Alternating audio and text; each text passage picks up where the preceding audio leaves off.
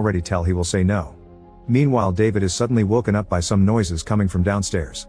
He grabs a bat and very slowly makes his way to the living room, where he is shocked to find a group of extremist activists similar to Charlie Manson's cult. The leader Kappa says David is an abomination and that his group is on a mission to do God's work. Apparently they want to see the machine and ignore David's request for them to leave.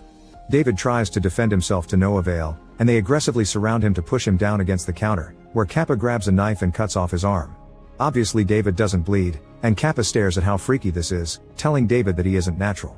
Next, Kappa grabs a hammer to hit him on the head, and David suddenly wakes up in the space station again. Panicking, David immediately resets the machine and connects to the robot again, only to find himself tied up on a couch. The gang has captured his family, and Jessica shows them blood on her hand to prove they are real, but Kappa does not need that proof.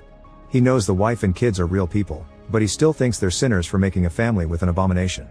Now David has to watch how these crazy people proceed to murder his family, spread their blood all over the walls, and then start a fire to burn the bodies and the replica itself. Over at Cliff's house, he receives a call in the middle of the night about David's fate. He heads back up to the spaceship, where he finds his friend devastated with grief. David doesn't want to talk to Cliff and yells at him to leave him alone.